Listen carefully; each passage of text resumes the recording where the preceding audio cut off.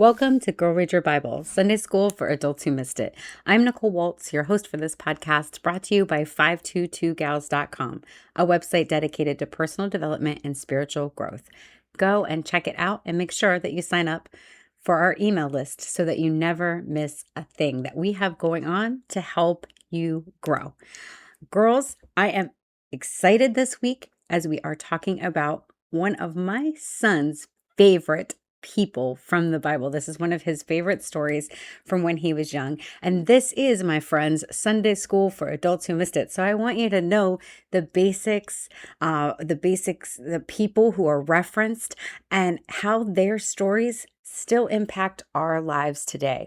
And so today we are talking about Gideon. And Gideon is somebody that we are going to be able to relate to, even though he lived thousands of years ago, even though he's a guy, even though this all takes place in before, modern conveniences and all of the other things, there are still similarities and things that we can grow from his story.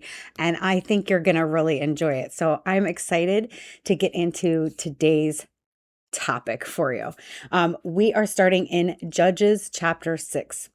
And if you've been following along, we're going through like very significant stories and people right now that I want you to have really good baseline of knowledge, like if you attended Sunday school and were paying attention. And so we are now in the time of Judges, which is why the book is called Judges. And we wrapped up recently the story of Moses and the story of Joshua, who preceded Moses, and then succeeded Moses, I guess. And then we've talking about the different judges. And so I want to explain to you, so baseline knowledge. This is a time when the judges were like the person over Israel. Israel does not have a king yet, and that is not God's design or what he has set up or wanted for his people originally. And so throughout the book of Judges, we'll get to see many judges. Read the book for yourself, the whole thing. I'm not going to go over the entire book with you. A lot of times it's just this person was a judge for 22 years. This person was a judge for 23 years. There's times of peace when they are following and obeying God. And then there's times of rebellion where they forget, and that's what it says. They forget the Lord and they go and they worship Baal. And they keep having this terrible cycle over and over in the book of Judges. And really throughout a lot of this history, they just keep defaulting back to the one thing that God was really strict on of have no other gods before me. Stop with the idol worship. Like we're talking 1 and 2 here in the commandments, and they break those regularly, and God gets irritated, and then things happen to them. Other kingdoms come against them and attack them. There's all this war and back and forth, and it's just a mess because they don't just honor God. It's a repetitive story. If you just read through the entire book of Judges, you see how repetitive their behavior is, very similar to when we were reading through the book of Exodus, and you could see how repetitive God's rescuing them. He's doing miracles. He's taking care of them. They say, oh, we're going to worship God. We love you. We understand you are our Lord. And then they go and turn to these neighboring idols. Specifically, Baal happens quite a bit.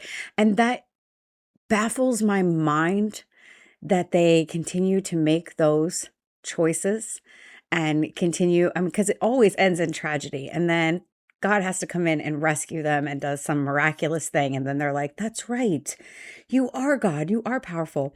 But I want to say that one of the things that they had the most trouble with, I think, is that they couldn't see God. They liked having something that they could see. And that's why the draw, I guess, or the attraction to the idol worship was because they had something very specific that they could look at and claim as their Lord.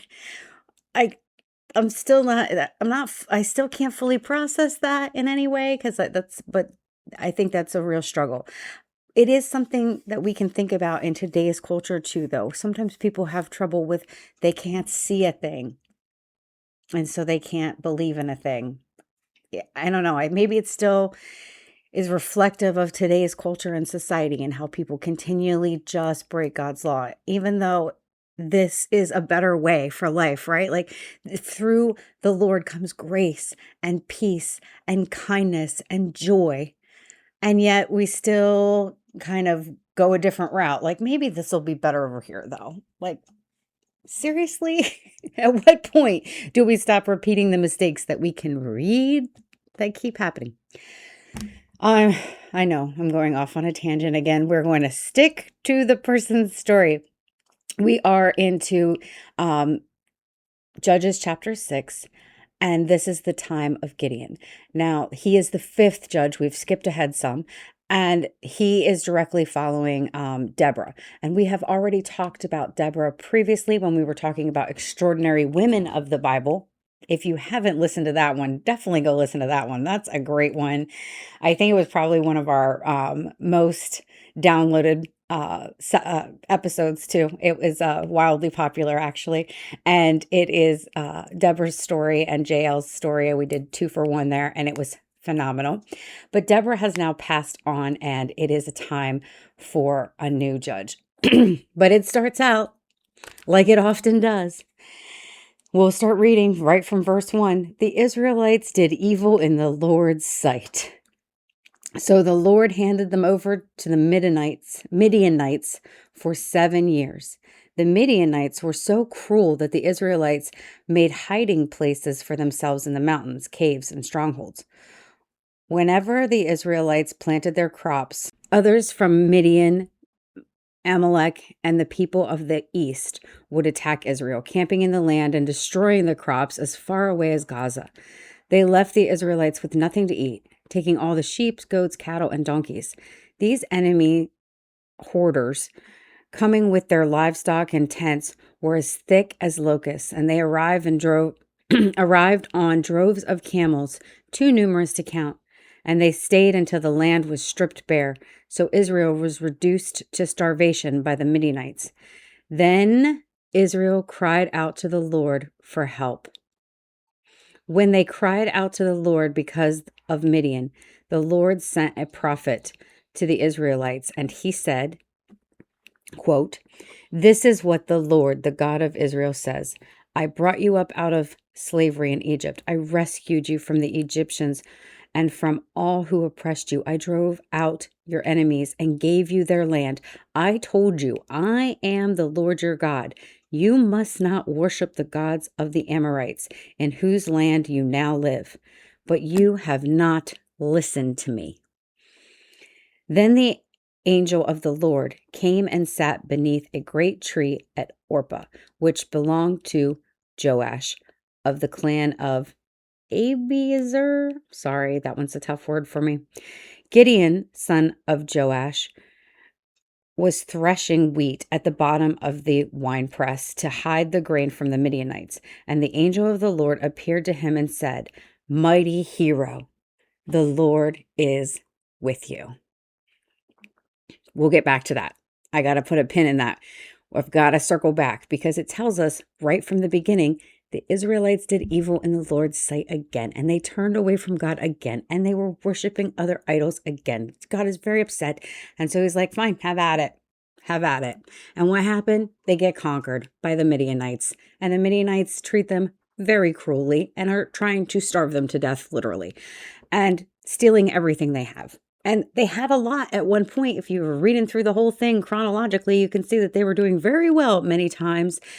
But then they turn their back on God, and then God says, fine, you want to do it your way? Have at it. You don't think you need me? Good luck with that. And then he allows these things to happen. Why? Because his heart is always that you will turn back to him. So sometimes things happen because you weren't following directions in the first place, and that's how we get you back on track, okay? And so this is a bad thing that's happened. But it's funny because if we go back up to verse 6, when Israel, it says, so Israel was reduced to starvation by the Midianites. Then the Israelites cried out to help. I mean, they really waited. They really waited till things were really bad.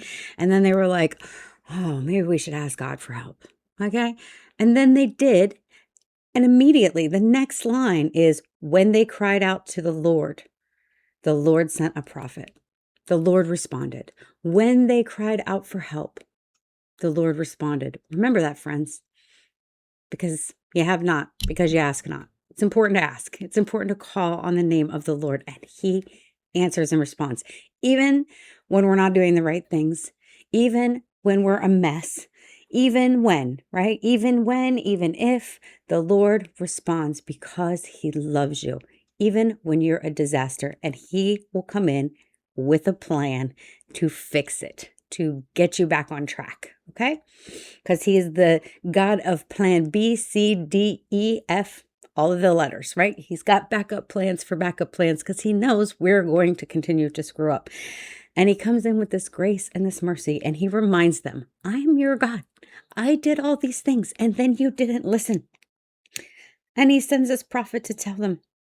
And then he himself, the angel of the Lord of representation, shows up and sits under this incredible tree. And he says, he meets up with Gideon. And this is an incredible line. And this is the fantastic part of the story we're about to get to already that I'm so excited about to share with you. We're going back down to verse 12. If you're following with me, the angel of the Lord appeared to him and said, Mighty hero, the Lord is with you. Sir, Gideon replied, if the Lord is with us, why has all of this happened to us? And where are all the miracles our ancestors told us about? Didn't they say the Lord brought us up out of Egypt, but now the Lord has abandoned us and handed us over to the Midianites? Then the Lord turned to him and said, Go with the strength you have and rescue Israel from the Midianites. I am sending you. But Lord, Gideon replied, how can I rescue Israel? My clan is the weakest in the whole tribe of Manasseh, and I am the least in my entire family. The Lord said to him, I will be with you, and you will destroy the Midianites, as if you were fighting against one man. Pause, because I'm going to pause the reading because it keeps getting good, but I don't want you to miss it because this is so big for me. This is such a big thing. The angel of the Lord shows up to Gideon and says, Greetings, hero. Hello, hero. Immediately calls Gideon a hero. That's how he starts the address, right? Like he just shows up and he's like, hello, hero.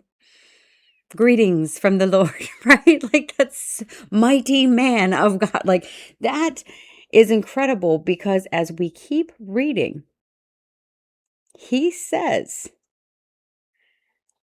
I am the least in my clan. My tribe is the least in all of Manasseh and all of our territory. And I am the least among them. He has an idea about himself. He has an identity that he has accepted about himself. He has a truth that he believes is true, but the Lord showed up and called him a hero. But he thinks he is the weakest of the weakest of the weak. Like he's saying, Manasseh's not that strong. We are the weakest in all of that. And I am the weakest in my entire family. So you've got the wrong guy. Okay. Is basically what he's saying. Like, how could I do any of this? He's farming right now, right? That tells us, excuse me, that he's threshing the wheat and he's a farmer. He's not a warrior as yet.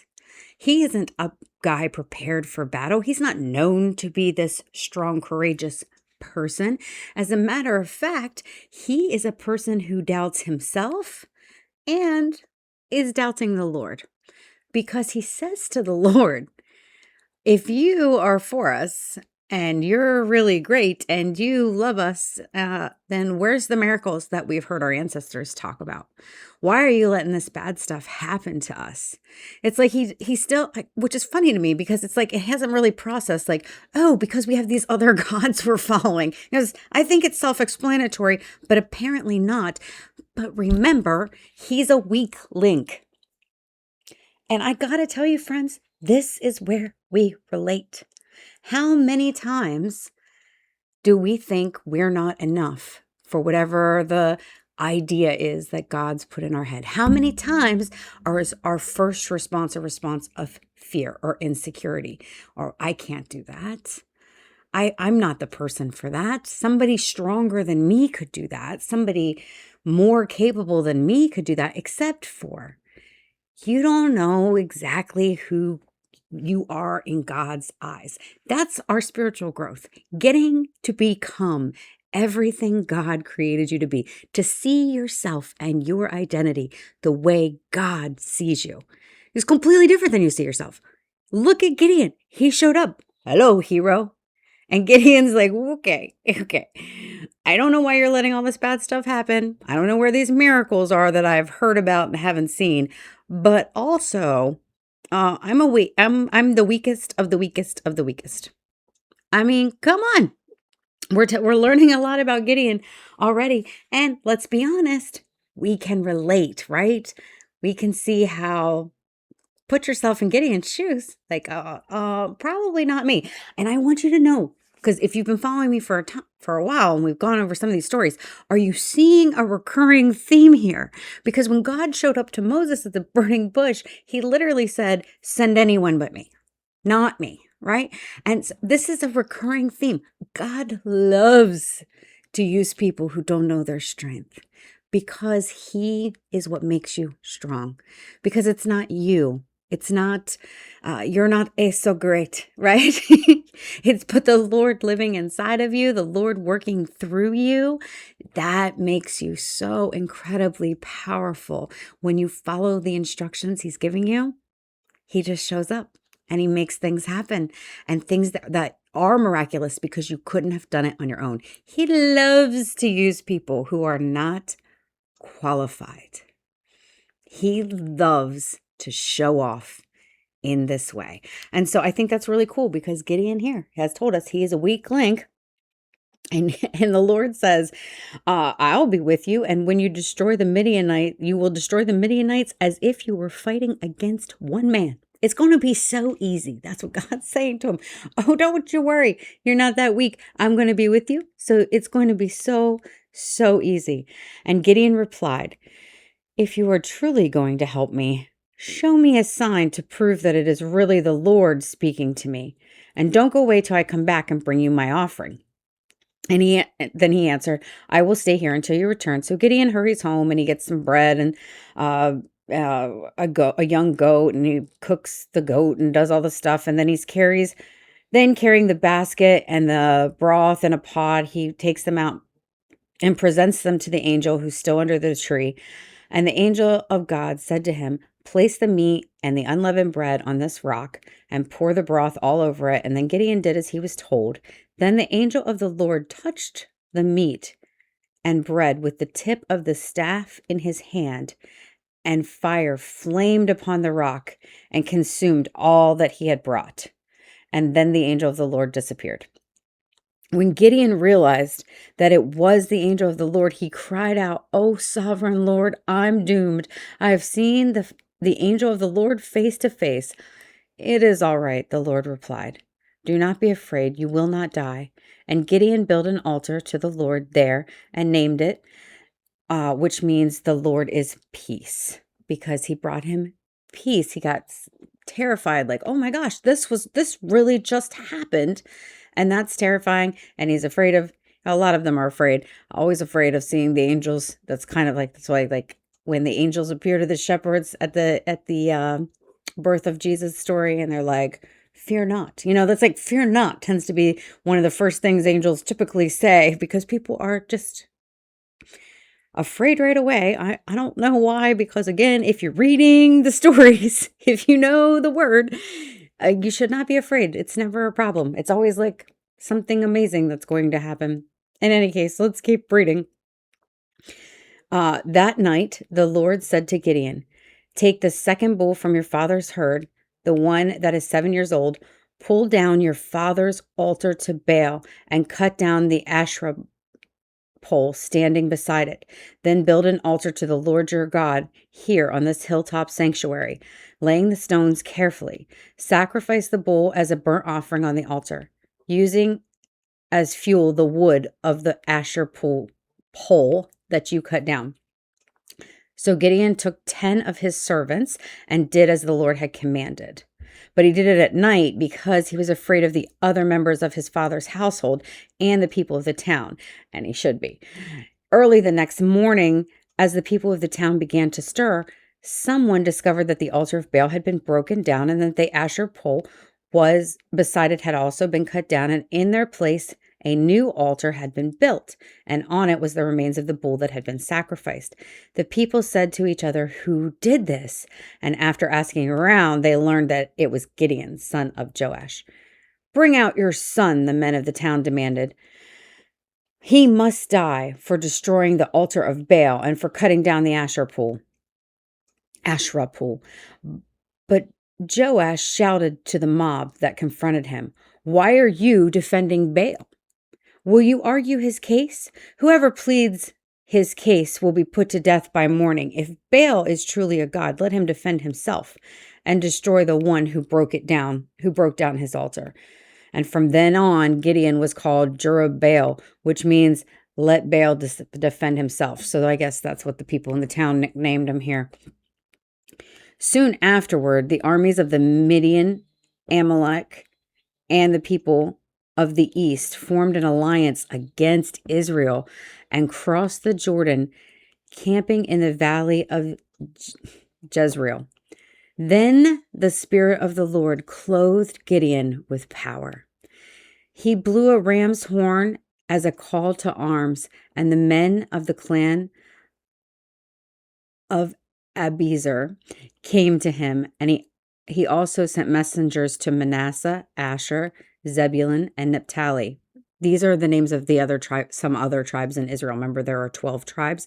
And so the names I just read off to you are names of other tribes, which, for lack of a better understanding, provinces would be kind of like states, but much smaller. I'm just trying to give you something to compare it to. It's definitely its own thing, but I want to give you like some concepts. Is that the tribal, they had their different land, different areas, but they were all one together. But this is their different territories. They were always referred to by their tribe. Okay. And so let's keep reading. Summoning all of their warriors, and all of them responded. Then Gideon said to God, "If you are truly going to use me to rescue Israel as you promised, prove it to me in this way." See, this is an important story. This is the story we learned a lot about, learned often, I want to say, in Sunday school. This is the testing of God.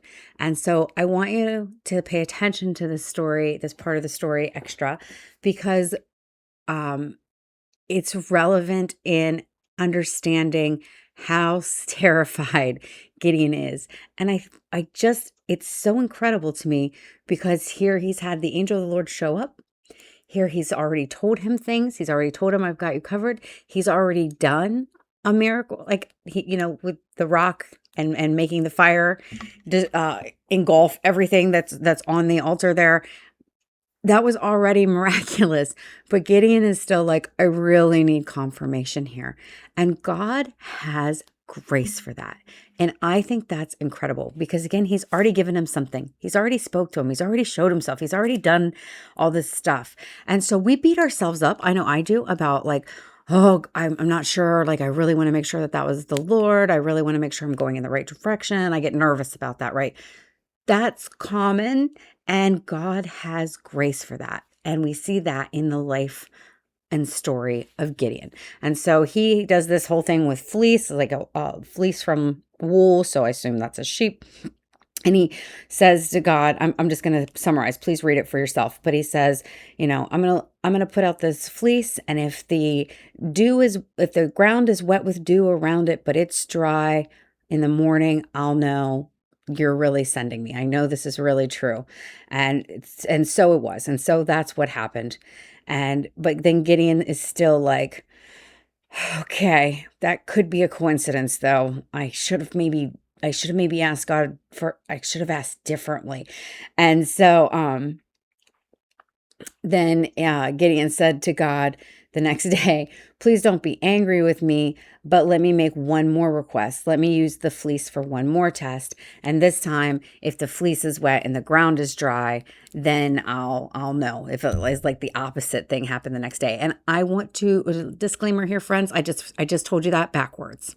I just got that backwards. The first day he asked that the fleece be wet and the ground be dry, and the second day he asked, let the ground be wet and the fleece be dry. And so it was, because the Lord was with him and he gave him 2 opportunities. But I think that's crazy. Like, again, he's asking God for a sign. God gives him the sign. And then he's like, okay, God, don't be angry.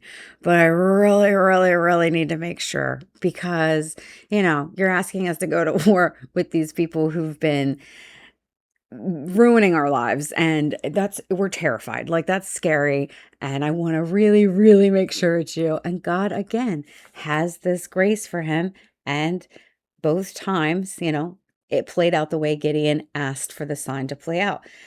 And so we're moving on now to chapter 7, and they come to this it's the time where the other armies have camped out near this valley. And the Lord says to Gideon, you have too many warriors with you. If I let all of you fight the Midianites, the Israelites will boast to me that they saved themselves by their own strength. Therefore, tell the people, whoever is timid or afraid may leave this mountain and go home. So 22,000 of them went home, leaving only 10,000 who were willing to fight. I hope you caught all that, friends, because they're about to go into war. And Gideon said, all right, God's like, I don't want there to be a lot of you. I want you guys to know that this is a miracle. I don't want us to get to the end of this and you all think you did this yourselves and give you a pat in the back. See, this is the point of this story. God's goodness, God's awesome powerfulness shines in our weaknesses. And he loves this with this story. Like, he's really God is illustrating his point. He's like, there's too many guys with you. Let's weed them out so that when this is all said and done, you will know that I, the Lord your God, rescued you. And so he's not done, though. He's not done. We're down to 10,000 men who are getting ready to fight all these other armies who've formed a treaty and are coming for Israel. And God's like, wait. Oh, 10,000, still too much. It's verse 4. But the Lord told Gideon, there are still too many. Bring them down to the spring, and I will test them to determine who will go with you and who will not. When Gideon took his warriors down to the water, the Lord told him, divide the men into 2 groups. In one group, put all those who cup the water in their hands and lap it up with their tongues like dogs. In the other group, put all those who kneel down and drink with their mouths in the stream. Only 300 of the men drank from their hands, and the others got down on their knees and drank with their mouths in the stream. And the Lord told Gideon, with these 300 men, I will give you victory over the Midianites. Send all the others home. Whew, that's a crazy ask, right, friends? But we're on verse 8, and I don't want you to miss this. So Gideon collected the provisions and ram's horns of the other warriors and sent them home. He kept the 300 men with him. I hope you didn't miss what wasn't said there. Don't miss things. Notice Gideon didn't argue with the Lord. Notice Gideon's faith has grown. He asked for signs. God granted him that request twice. And he's now confident. He's not even, I love that. I love that we can see Gideon, who just one chapter ago, right? Just one page back, was like, I am the weakest of the weakest. I don't know why you're even talking to me. And then he's like, okay, well, if you give me a sign that you really, really want me to do this, I need to know it's you. And then you're like, okay, that sign worked out. Don't be angry. I need one more sign. And again, that happens. And now Gideon's just listening, following directions. Oh, friends, that we could all learn from Gideon. Because I have to say, I feel like God has asked me of things. And I said, I'm not qualified for that. Who am I to do anything like that? Who am I to say that? Who am I to whatever the case may be? And I know that's true for you too. I know it is. God has put something on your heart to do, or somewhere to be, or something to say, or someone to reach out to, and you hesitate and doubt your own ability. Friends, that's fine. You don't have the ability. You can go ahead and believe that. That's okay. You don't have the ability. Take a deep breath and say, but God, but with your help, Lord, I will anyway. I know I can anyway. You're right. You can't do it. Sure. But through what God through you, anything is possible. Absolutely anything. Here we're about to look at this Gideon story, very weak man by his own admission.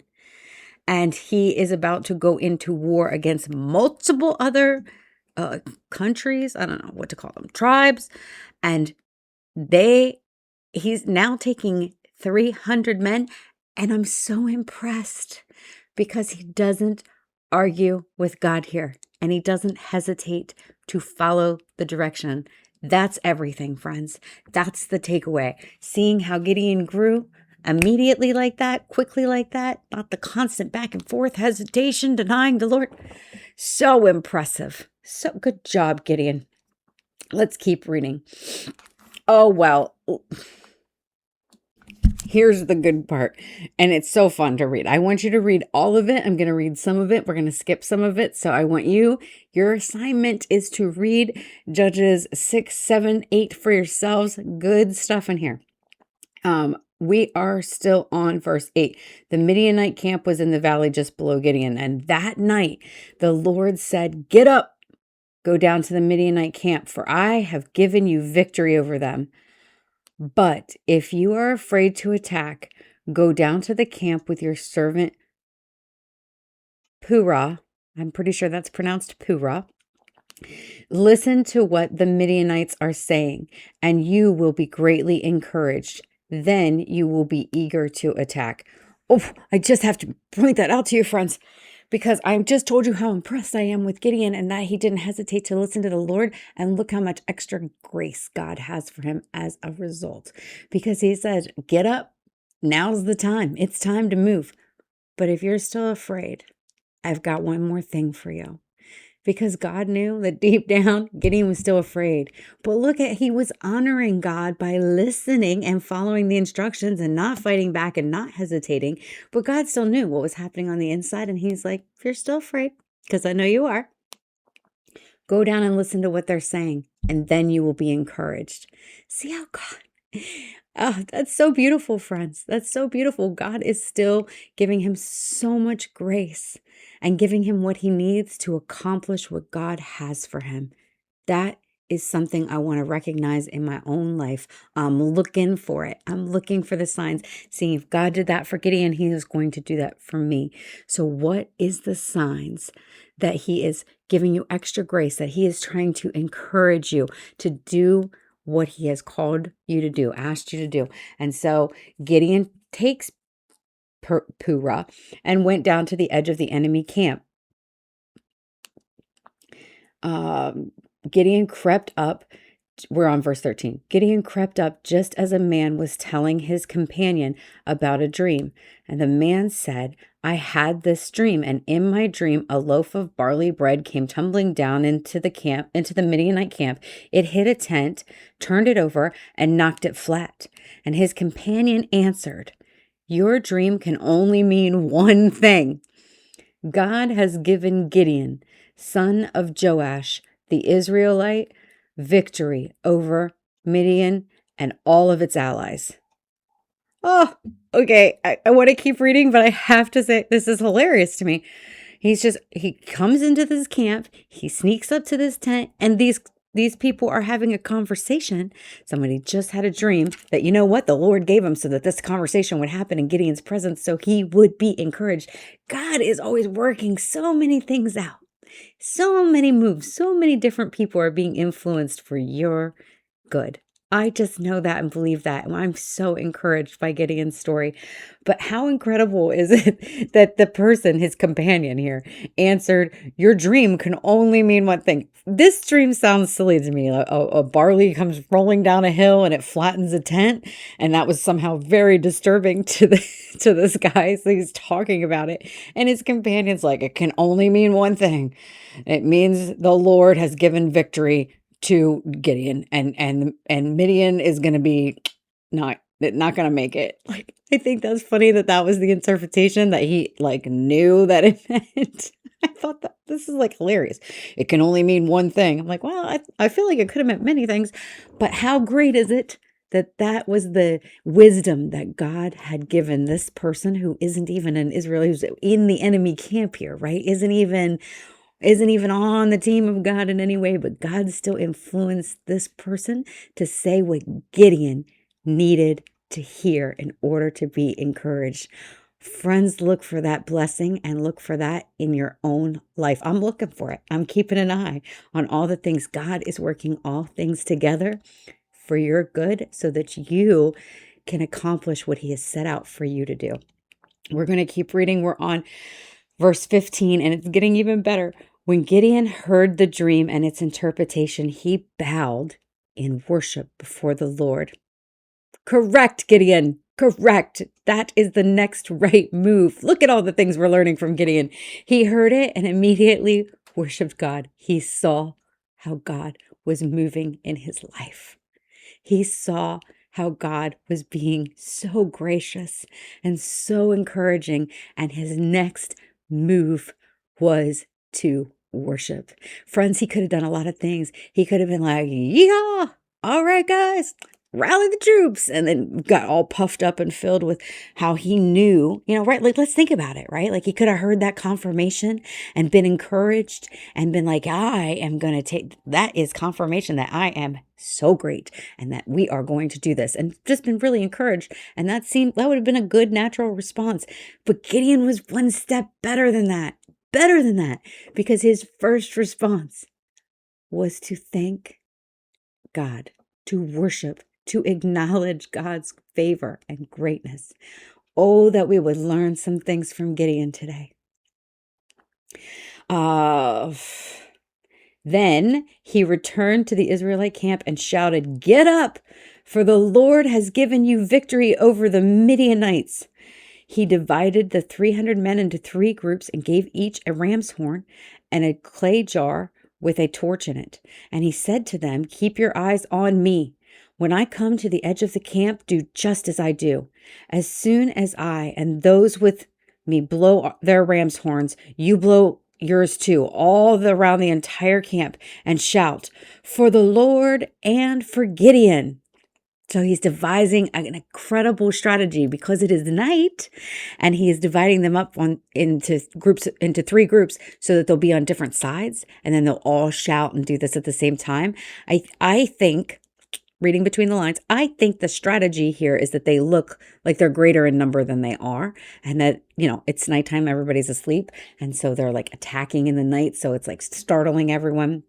And whatever, he's got this plan, and then he goes to do it. It was just after midnight, after the changing of the guard, when Gideon and the 100 men with him reached the edge of the Midianite camp. Suddenly, they blew the ram's horn and broke their clay jars. Then all 3 groups blew their horns and broke their jars. They held the blazing torches in their left hands and the horns in their right hands, and they all shouted, "A sword for the Lord and for Gideon." Each man stood at his position around the camp and watched as all the Midianites rushed around in panic, shouting as they ran to escape. When the 300 Israelites blew their ram's horn, the Lord caused the warriors in the camp to fight against each other with their own swords. Those those who were not killed fled to faraway places. Then Gideon sent for the warriors of Naphtali, Asher, and Manasseh, who joined in chasing the army of Midian. Gideon also sent messengers throughout the hill country of Ephraim, saying, "Come down and attack the Midianites and cut them off at the shallows, at the Jordan River," and different things. Okay, and then there's some back and forth about the fighting. And then Gideon goes through some different territories, and his guys, they're chasing everyone down, and they're trying to get the two kings of Moab, and their names are complicated. I'm not gonna two guys whose names start with Z, okay? Zeba and Zalamanana. I don't know. Please look it up for yourself. Those are really tricky words for me, but they are the kings of Midian, and they're chasing them to try, because that's how you actually like conquer a territory at that time, or conquer a kingdom, is you've got to get their king. So it was very dangerous to be a king, I gotta tell you. In any case, as they're chasing them, they go through a couple of other towns, and the warriors, the soldiers, whatever, what have you, are hungry, and Gideon asks them for these places for food and for the soldiers, and they all say, after you return in victory, after you get the kings, then we'll take care of you, then we'll feed you, but you go finish chasing them down first. And he's mad because that's uncharitable and unkind, and so he will treat them harshly later as a result. He says, "I will come back for you. That was wrong, and I will hold you accountable for that." And so that he does that after a couple of times, but eventually he catches up with the two Z kings, and he finishes the job. That's what we'll say. And I want you to go ahead and read it for yourself, but I'm going to skip way down because it's important that you get to verse 22, because we've just seen now all the people of Israel are very happy because the Lord has again rescued them. Gideon is become a strong man of faith, and he's going to be quite the example for them. And they ask him to be, the people of Israel come and they ask him to be the king of Israel, and he says, I don't want to do that. He says, "I will not rule over you, nor will my son. The Lord will rule over you. However, I do ask that each of you give me some spoils from the war, like some of your plunder, because I was busy fighting, and so of like compensation. That's fine." And they do that. They say gladly. And so then he makes a what do they call it? He makes a pod. I don't know, something melted down from the gold. It was just like a nice thing. But then the people of Israel start worshiping the stupid melted down golden pod that Gideon makes. And again, they do evil in the sight of the Lord. But not for a long time, not for a while. 28. Let's start in verse 28. That is the story of how the people of Israel defeated Midian, which never recovered. Throughout the rest of Gideon's lifetime, about 40 years, there was peace in the land, because the people were following God and doing the right things. Eventually, they'll screw it up again, but for now, they're doing good, and there's peace in the land for 40 years. Oh, but of course, too much time has passed when they're doing things well, and they're honoring the Lord. So, of course, they'll probably forget again and start worshiping idols again. That's what keeps happening. Then Gideon, the son of Joash, returned home. He had 70 sons born to him, for he had many wives. He also had a concubine in Shechem, who gave birth to a son who he named Abimelech. Gideon died when he was very old, and he was buried in the grave of his father Joash, where he was from. We're skipping to verse 33, as soon as Gideon died, the Israelites prostituted themselves by worshiping the images of Baal and making Baal their god. They forgot the Lord their God, who had rescued them from all their enemies surrounding them. Nor did they show any loyalty to the family of Gideon, despite all the good he had done for Israel. And it was important to name some of them because There's going to be some fighting back and forth in the next couple of chapters. Abimelech tries to be the next ruler over the area, and he has all the 70 other sons. It's not, read it for yourself. It's not good. We're not going to talk about I'm getting ahead. It's the book of Judges has a lot of back and forth, and there's a lot of war and chaos, and then there's these times of peace, and we don't hear much about them because they're times of peace. So it'll just say, well, that's why we just had Gideon did all this, and then we had 40 years of peace. But then the people forget God, and now we have a disaster again, right? That's coming in the next page, which I want you to read for yourself, because girl, read your Bible. But it is important to see the ups and downs that Israel goes through and the why behind it. Because every time they have peace because they're worshiping the Lord and doing what they're supposed to do. And when they forget, it's such a silly, they forget. When they forget all that God has done for them, when they forget the goodness of God, when they decide to worship false gods, things go into chaos. And this goes back and forth for a really long time. They've had dozens of years of strife and dozens of years of peace. And it just goes back and forth. And the Lord continues to show mercy and grace and rescue them. But each time the story is very interesting, and we get incredible things and that we can grow from, like the story of Gideon, because that man's story is so incredible to me. I'm just going to sum it up one more time. He's a weak farmer from a weak tribe in a weak household. I am the weakest one. And the Lord shows up and calls him a hero. And the Lord says, oh no, you used to be weak, but now you are going to be the hero. And Gideon is unsure and insecure, and God has grace and mercy for him, just like for us. And God gives him signs as he's asked for. And then God gives him encouragement as he's needed, even though he didn't ask, right? He gives him the encouragement of overhearing the dream of the men in the enemy's camp. And that is incredible. And then he just knows that the Lord is with him and in fact does rescue all of Israel from the oppressors around them, from those who threaten their very existence.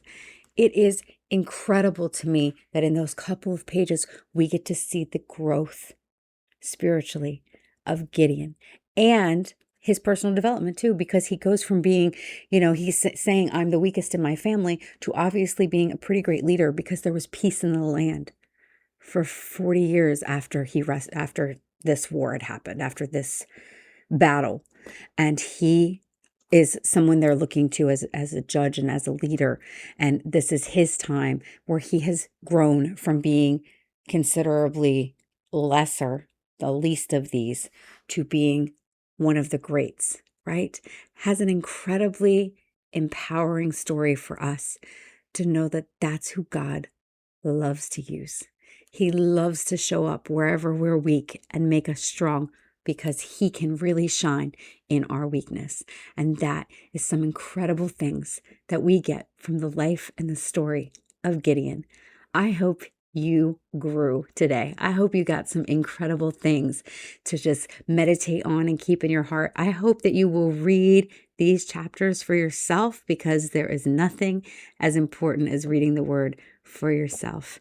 And until next time, girl, read your Bible.